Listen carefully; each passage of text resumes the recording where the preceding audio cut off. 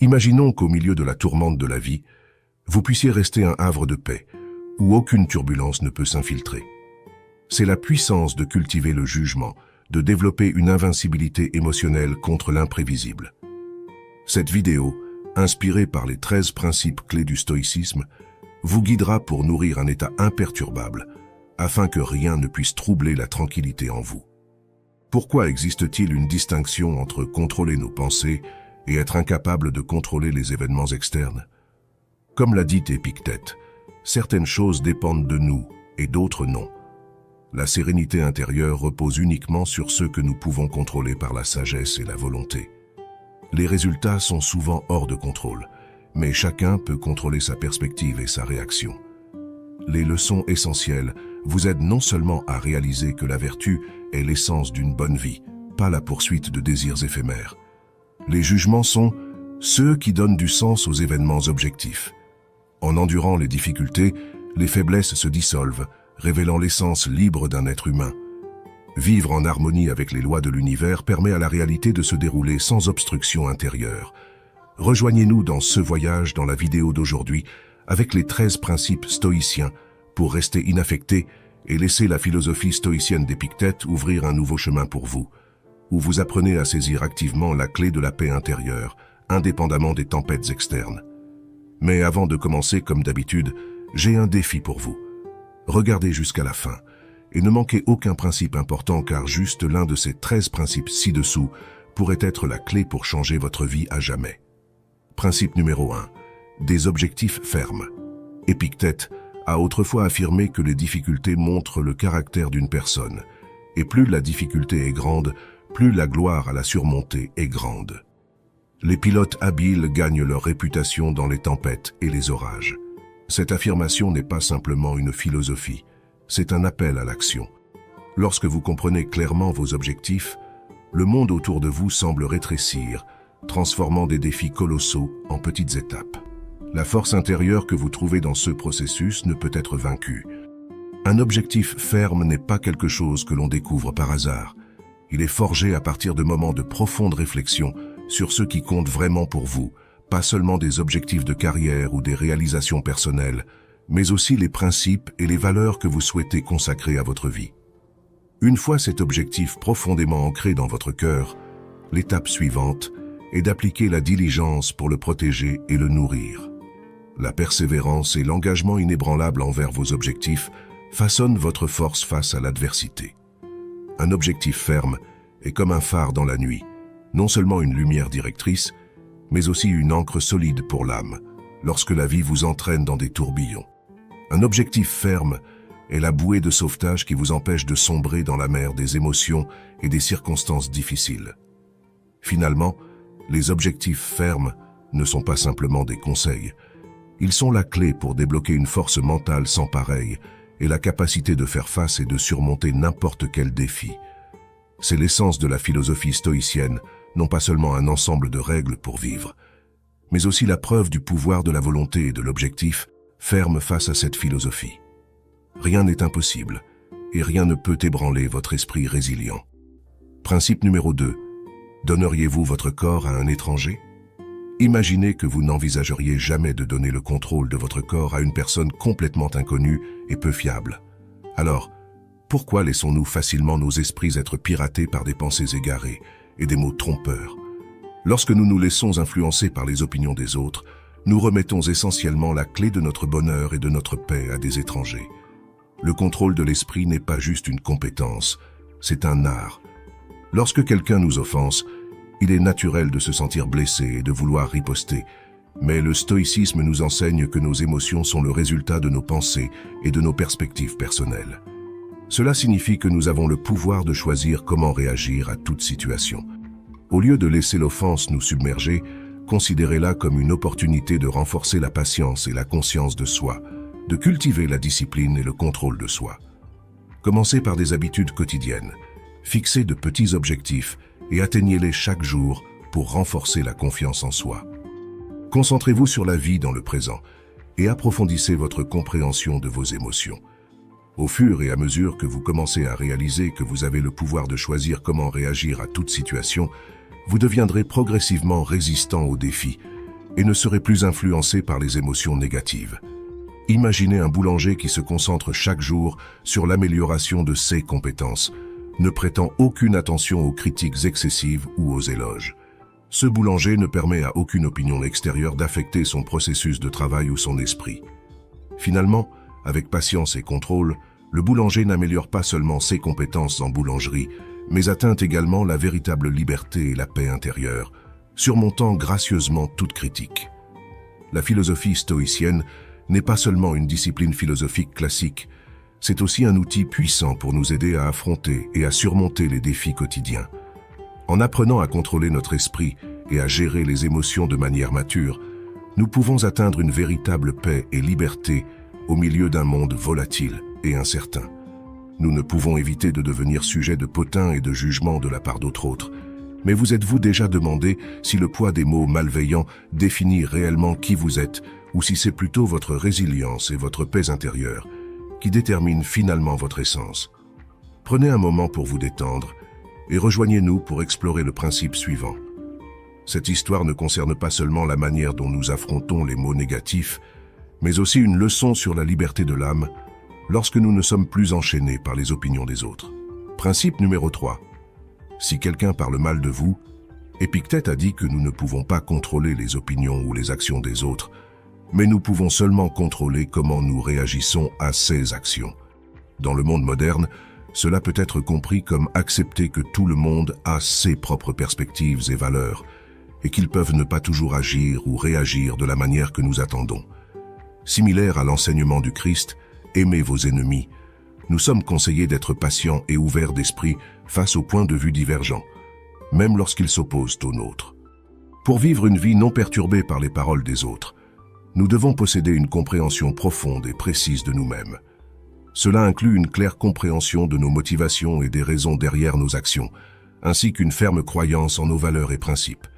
Lorsque vous êtes confiant dans le chemin que vous avez choisi et pourquoi vous l'avez choisi, les mots négatifs des autres deviennent insignifiants. Enfin, pour affronter les insultes ou désaccords sans les laisser nous affecter, nous devons développer la patience et la douceur.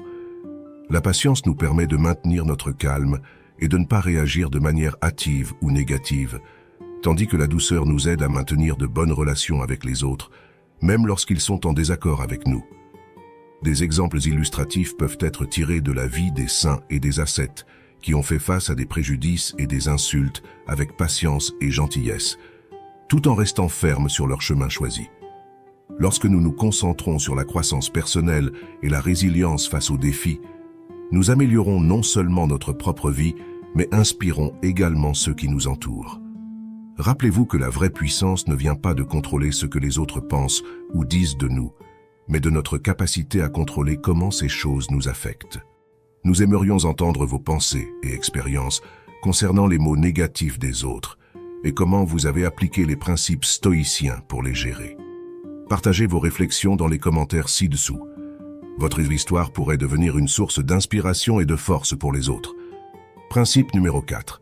Insulte et offense. Épictète, avec un ton ferme et sage, a souligné que ceux qui nous effraient et nous consternent vraiment, ce ne sont pas les événements externes eux-mêmes, mais la manière dont nous pensons à cet événement. Cela signifie que lorsque quelqu'un vous offense, ce ne sont pas leurs mots qui vous blessent, mais plutôt la façon dont vous percevez et réagissez à ces mots qui déterminent leur impact sur votre âme. Imaginez, lors d'une réunion, vous exprimez une opinion et un collègue s'y oppose fortement. Au lieu de réagir émotionnellement, vous faites une pause, respirez profondément, et vous demandez si c'est une opportunité de considérer la question d'un point de vue différent. En faisant ainsi, vous maintenez non seulement votre calme, mais élargissez également votre perspective. Ou dans une autre situation, vous discutez avec un ami proche et vous êtes critiqué pour une décision personnelle. Au lieu de vous sentir blessé, prenez le temps de réfléchir à cette critique. Peut-être découvrirez-vous que, bien que leur livraison n'ait pas été parfaite, leur intention était réellement de vous inciter à reconsidérer vos choix sous un autre angle. Ceci est trouver la lumière dans l'obscurité, une compétence précieuse que le stoïcisme nous encourage à apprendre. À travers cette leçon, nous apprenons non seulement à endurer l'offense ou la douleur, mais aussi à transformer ces expériences en tremplin pour la croissance personnelle. La clé réside dans la façon dont vous choisissez d'affronter ces situations. La force, selon le stoïcisme, ne vient pas d'éviter les difficultés, mais de savoir comment les embrasser et les surmonter. Rappelez-vous que dans chaque défi se trouve une opportunité pour vous de devenir plus fort et plus résilient. Nous affrontons souvent des défis qui sèment la peur et la honte. La question est de savoir comment nous surmontons ces obstacles, comment nous ne laissons pas ces expériences déterminer notre valeur personnelle. Épictète a plongé profondément dans cette question dans sa philosophie, soulignant que, au cœur de chaque peur et sentiment de honte, il n'y a pas les circonstances externes, mais plutôt la façon dont nous réagissons à ces circonstances. Principe numéro 5. Peur et déshonneur. Avez-vous déjà été pris dans la cage de verre de la peur et de la honte? Ce sont ces moments où nous faisons des choses que nous ne voulons pas juste pour recevoir de l'acceptation ou un petit éloge sur les réseaux sociaux. Mais Épictète, avec sa sagesse intemporelle, a souligné une vérité simple mais profonde. Nous sommes ceux qui attribuent un sens à chaque événement, créant ainsi la peur et la honte dans nos âmes. Contrairement à la négation des émotions, le stoïcisme nous invite à les embrasser avec courage et autocontrôle. Surmonter la peur et la honte signifie que nous ne sommes plus enchaînés par le regard et les mots des autres. C'est un voyage de retour vers nous-mêmes, redécouvrant la valeur et le sens de la vie dans chaque respiration, dans chaque décision quotidienne. Épictète enseigne que la clé du bonheur réside non pas à l'extérieur, mais dans l'âme de chaque individu. Lorsque nous plaçons notre valeur personnelle sur des choses hors de notre contrôle, nous ouvrons la porte à la peur et à la honte. Inversement, lorsque nous nous concentrons sur l'auto-amélioration, la sagesse et la liberté spirituelle, nous trouvons une paix et une force inégalées. En fin de compte, la peur et le déshonneur dans la philosophie stoïque d'Épictète ne sont pas seulement une leçon sur la façon de faire face aux défis, mais aussi un rappel de vivre une vie significative, où la peur et la honte ne sont plus des obstacles sur le chemin du bonheur et de la liberté. Car lorsque nous osons affronter et surmonter, nous libérons non seulement nous-mêmes, mais nous inspirons également ceux qui nous entourent. Alors que nous avançons vers le principe numéro 6, découvrons comment le stoïcisme nous enseigne non seulement à faire face, mais aussi à embrasser les défis sur le chemin du développement personnel. Nous apprendrons à anticiper les difficultés, et non seulement à être prêts à les affronter, mais aussi à les utiliser comme un tremplin pour atteindre la meilleure version de nous-mêmes. Avant de continuer, je tiens à exprimer ma profonde gratitude à tous ceux qui ont passé du temps avec nous dans cette vidéo. Votre présence est un encouragement inestimable pour moi et l'équipe de production. Si vous trouvez ces principes précieux, veuillez aimer et partager cette vidéo avec d'autres. Votre soutien nous aide non seulement à continuer à produire du contenu de qualité, mais aussi à diffuser la philosophie stoïcienne auprès d'un plus grand nombre de personnes. Principe numéro 6. Anticiper les obstacles. Au cœur du principe stoïcien d'anticipation des obstacles se trouve une attitude proactive, plutôt que réactive face aux défis de la vie. Épictète suggère qu'en envisageant les difficultés potentielles sur notre chemin, nous nous préparons mentalement à les affronter calmement et réfléchimment. Cette séance d'entraînement mental n'est pas une invitation au pessimisme, mais une stratégie pour renforcer la résolution et équiper l'esprit des outils nécessaires pour toute situation. Considérez l'histoire d'un coureur de marathon qui se prépare pour une course à venir. Consciente du principe d'anticipation des obstacles, elle anticipe les défis potentiels. Conditions météorologiques défavorables, blessures ou engagements personnels imprévus qui pourraient perturber son programme d'entraînement. Au lieu de craindre ces possibilités, elle planifie en conséquence en ajustant son programme d'entraînement, en se préparant pour différentes conditions météorologiques et en allouant du temps pour le repos et la récupération. Le jour de la course, confrontée à une averse soudaine, elle reste calme, ayant mentalement et physiquement préparé une telle situation. Anticiper et se préparer à ce qui aurait pu être un obstacle transforme la course en preuve de sa résilience et de sa détermination. Anticiper les obstacles crée une harmonie entre les émotions et la logique, nous apprenant à aborder les incertitudes de la vie avec un esprit équilibré. Émotionnellement, cela instille un sentiment de préparation et de confiance. Logiquement, cela améliore nos compétences en résolution de problèmes en nous encourageant à penser à l'avance et à planifier pour l'avenir. Cet équilibre est un trait distinctif qui nous permet d'affronter les hauts et les bas de la vie avec un cœur serein et un esprit clair. Principe numéro 7. Personne ne peut vous blesser sans votre consentement. Épictète enseignait que la véritable puissance réside dans notre choix de réaction face à chaque situation. Cette perspective ouvre un chemin vers la libération, en nous montrant une nouvelle manière de voir comment nous acceptons et confrontons les défis et les douleurs dans la vie. Imaginez que vous êtes confronté à des critiques sévères de la part d'un ami de confiance. Le sentiment initial pourrait être de tristesse ou de trahison. Cependant, le stoïcisme nous enseigne que bien que cette réaction initiale soit naturelle, le pouvoir de permettre à cela de façonner vos émotions et vos actions ultérieures repose entièrement entre vos mains. Ainsi, la question se pose: comment appliquons-nous ce principe dans nos vies? D'abord, il s'agit de la liberté de choisir comment réagir. Face à la critique ou à la douleur, rappelez-vous que vous avez le droit de choisir comment répondre. Cela ne signifie pas de nier les émotions, mais plutôt de les reconnaître et de les gérer consciemment. Ensuite, il est question de rechercher la force intérieure. La confiance, la paix intérieure ne proviennent pas de l'évitement de toute douleur, mais de la connaissance que vous pouvez surmonter n'importe quoi. Dans le christianisme, cette force est souvent trouvée à travers la foi et la prière. Enfin, il y a le pardon. Tout comme Jésus a pardonné à ceux qui lui ont fait du mal, nous sommes également appelés à pratiquer le pardon. Cela aide non seulement à alléger nos propres fardeaux, mais ouvre aussi la voie à la réconciliation et à l'amour. Ce n'est pas un appel à l'indifférence ou à l'évitement, mais un rappel de la puissance et de la liberté dans le choix de notre manière de faire face aux défis, ainsi qu'un encouragement à rechercher la paix et la force à travers la foi. Principe numéro 8. Maîtrisez vos actions. Dans la philosophie d'Épictète, l'exercice de la retenue dans nos actions n'est pas seulement une forme d'autonomie, mais aussi une étape cruciale vers la paix intérieure et la force spirituelle. Cela ne signifie pas condamner toutes les actions ou réactions, mais plutôt choisir délibérément celles qui sont basées sur la raison et non sur des émotions impulsives. Imaginez que vous êtes dans une réunion importante et qu'un collègue s'oppose fortement à vos idées, vous critiquant même personnellement. Les émotions initiales pourraient être la colère, la déception ou même le désir de répondre vigoureusement. Cependant, selon Épictète, c'est le moment d'appliquer la leçon de la retenue. Au lieu de laisser les émotions prendre le dessus, prenez une profonde inspiration et rappelez-vous que la colère ou une forte réaction ne résoudra pas le problème. Vous choisissez d'accepter cette opinion de manière rationnelle, de l'examiner objectivement et même de répondre de manière constructive, démontrant du respect et ouvrant la porte au dialogue plutôt qu'au conflit. Exercer la retenue dans l'action et la parole aide non seulement à éviter les conséquences indésirables, mais démontre également la maturité et la sagesse. Dans un monde où les réactions rapides et fortes sont souvent vues comme un signe de force, Épictète nous rappelle que la véritable force réside dans la capacité à se contrôler en toute situation.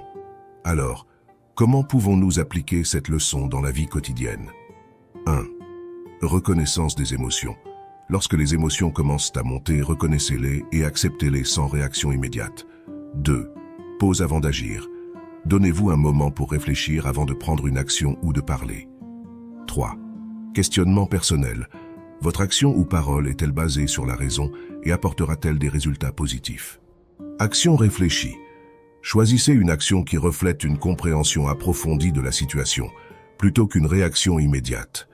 En maîtrisant nos actions, nous contrôlons non seulement nos émotions, mais aussi faisons face aux défis de manière calme et efficace, ce qui améliore non seulement notre propre vie, mais nous aide également à devenir la meilleure version de nous-mêmes. Principe numéro 9. Le pouvoir de l'acceptation. Imaginez que vous soyez en voyage et que vous réalisiez soudain que vous êtes perdu. Vous pourriez ressentir de la colère, de la déception et de l'anxiété. Mais en appliquant le principe numéro 9, le pouvoir de l'acceptation, vous commencez à évaluer la situation calmement et à accepter que vous êtes perdu. Vous comprenez que l'inquiétude ou la colère ne changeront pas la réalité actuelle. À partir de cette acceptation, vous commencez à chercher des solutions, en utilisant une carte, en demandant des directions ou en utilisant un GPS. L'important, vous réalisez, est que vous avez la capacité et la liberté de choisir comment faire face à la situation, plutôt que d'être emporté par des émotions négatives. Voici 5 façons de pratiquer et de conserver le pouvoir de l'acceptation. 1. Reconnaître et accepter les émotions. Face à des difficultés, prenez un moment pour reconnaître vos propres émotions. Accepter la colère, la tristesse ou la peur que vous ressentez est la première étape de l'acceptation de la situation. 2. Compréhension et analyse. Essayez de comprendre la racine du problème et réfléchissez soigneusement aux facteurs qui ne peuvent pas être changés, ainsi qu'à ceux que vous pouvez contrôler. 3. Redirigez l'énergie. Plutôt que de vous concentrer sur ceux que vous ne pouvez pas changer, utilisez votre énergie pour vous concentrer sur les actions positives que vous pouvez entreprendre. L'acceptation n'est pas une résignation, mais le début d'une action significative. 4. Cherchez du sens et apprendre. Chaque défi apporte une opportunité d'apprentissage. Cherchez les leçons dans chaque situation et utilisez-les pour vous développer. 5. Pratiquez la gratitude. Dans toutes circonstances, souvenez-vous qu'il y a toujours quelque chose pour lequel être reconnaissant. La gratitude aide à maintenir notre équilibre et à voir la lumière dans l'obscurité. En appliquant le pouvoir de l'acceptation, vous apprenez non seulement à faire face aux défis, mais aussi à trouver la paix et le bonheur dans la vie quotidienne. Ce principe, tel qu'enseigné par Épictète, est l'un des enseignements les plus importants de la philosophie stoïcienne. Principe numéro 10. Vivre selon la nature. Épictète croyait que la clé pour mener une vie heureuse et significative est de vivre en harmonie avec la nature, non seulement avec la nature externe, mais aussi avec notre nature intérieure, l'essence véritable de chaque individu. Il soulignait que vivre en accord avec la nature nous aide non seulement à trouver la paix, mais aussi à réaliser et maximiser notre potentiel. Vivre selon les lois de la nature nécessite de comprendre que chaque événement et chaque situation dans la vie a une raison d'être, et nous devons les accepter paisiblement. Pour devenir insensibles aux fluctuations de la vie, nous devons entraîner notre esprit à percevoir clairement et accepter tout ce qui se passe. Cela ne signifie pas renoncer ou être indifférent, mais plutôt apprendre à accepter et à trouver le bonheur dans les limites fixées par la nature. Le bonheur, du point de vue stoïcien, n'est pas lié à la poursuite de plaisirs extérieurs ou de possessions matérielles, mais à la recherche de la paix et de la satisfaction dans les choses simples, en vivant une vie consciente et en pleine conscience de notre véritable essence. Vivre sous les lois de la nature, selon la philosophie stoïcienne, n'est pas simplement une méthode pour faire face aux défis de la vie, mais aussi un chemin vers la véritable liberté et le bonheur. En appliquant ces principes à la vie quotidienne, non seulement nous trouvons la paix en nous-mêmes, mais nous devenons également invulnérables au haut et au bas de la vie. Principe numéro 11. Cultiver la résilience face à l'adversité. Dans notre quête constante d'amélioration personnelle, il est crucial d'embrasser le principe de la résilience, un pilier essentiel de la philosophie stoïcienne enseignée par Épictète. La résilience nous invite à accueillir les défis comme des occasions de croissance personnelle et de renforcement intérieur, plutôt que comme des obstacles insurmontables. La vie, avec ses fluctuations et ses incertitudes, teste souvent notre capacité à rester stoïque face à l'adversité. Cultiver la résilience, c'est apprendre à rebondir après les échecs et à utiliser ces expériences comme des tremplins pour forger un caractère plus robuste et plus sage. Cela implique de voir au-delà des circonstances immédiates et de comprendre que chaque épreuve porte en elle les graines d'une future sagesse. Pour développer une telle endurance, commencez par adopter une perspective à long terme sur les défis. Lorsque confronté à des difficultés, demandez-vous « Quelles leçons puis-je tirer de cette situation ?» Cette interrogation simple mais puissante peut transformer votre expérience de la souffrance en une exploration enrichissante de votre potentiel intérieur. Ensuite, engagez-vous activement dans des pratiques qui renforcent votre résilience. Cela peut inclure des exercices de méditation pour maintenir la clarté mentale, l'écriture réflexive pour analyser et comprendre vos réactions émotionnelles, ou même des activités physiques régulières qui renforcent à la fois le corps et l'esprit. Enfin, entourez-vous d'une communauté de soutien. Les liens que nous tissons avec les autres ne fournissent pas seulement du réconfort dans les moments difficiles. Ils offrent également des perspectives et des conseils précieux qui peuvent nous aider à voir nos propres luttes sous un nouveau jour. En intégrant ce principe dans votre vie, Vous vous équipez non seulement pour faire face aux défis avec une nouvelle force, mais vous inspirez également ceux autour de vous par votre capacité à transformer l'adversité en opportunité. Partagez vos expériences de résilience dans les commentaires ci-dessous et continuez à cultiver votre fortitude intérieure, car c'est dans l'épreuve que nous découvrons la véritable étendue de notre force. Principe numéro 12. Pratiquez l'indépendance émotionnelle. L'indépendance émotionnelle est fondamentale dans la philosophie stoïcienne et constitue le 12e principe pour vivre une vie plus équilibrée et harmonieuse. Ce concept nous enseigne à maintenir notre équilibre intérieur et à ne pas laisser les fluctuations des circonstances extérieures ou les humeurs des autres dicter nos états d'âme. Pour cultiver cette indépendance, commencez par reconnaître et comprendre vos émotions sans les laisser vous submerger. Apprenez à observer vos réactions émotionnelles comme un spectateur plutôt que comme un participant. Cette distance permet de ne pas se laisser entraîner par chaque vague d'émotions, mais plutôt de choisir consciemment comment y répondre.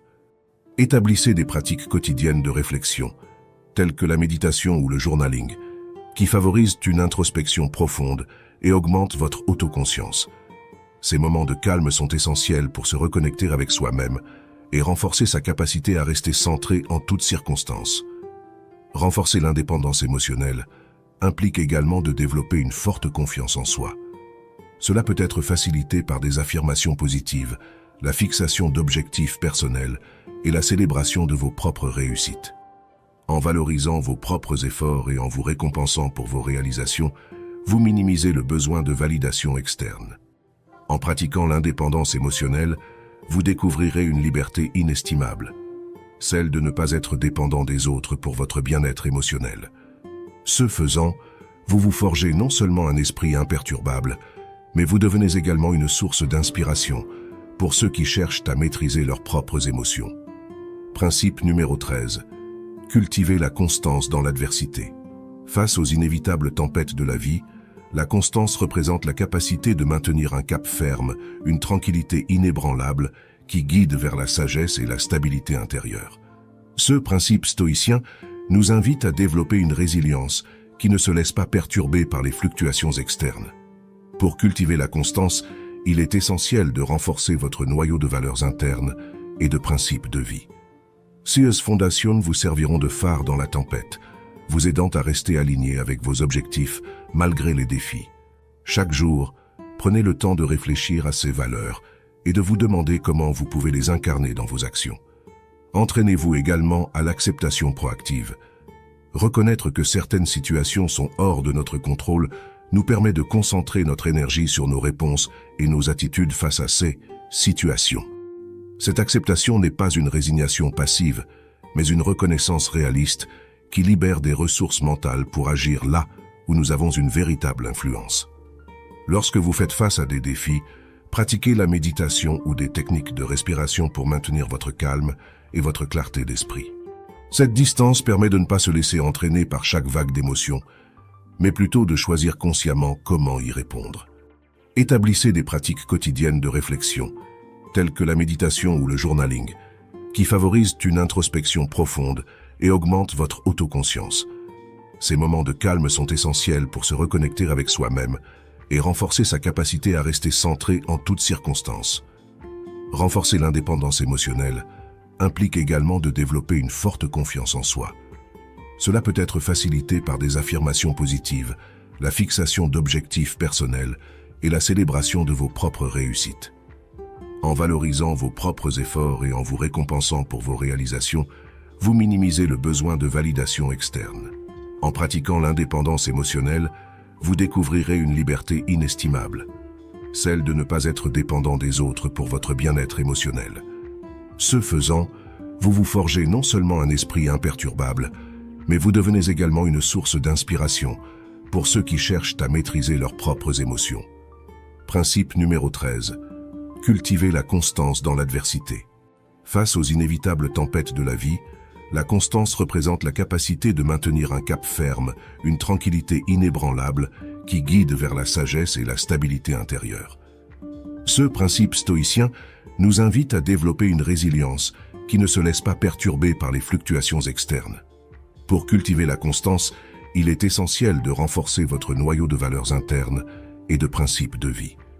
Ces fondations vous serviront de phare dans la tempête, vous aidant à rester aligné avec vos objectifs malgré les défis. Chaque jour, prenez le temps de réfléchir à ces valeurs et de vous demander comment vous pouvez les incarner dans vos actions.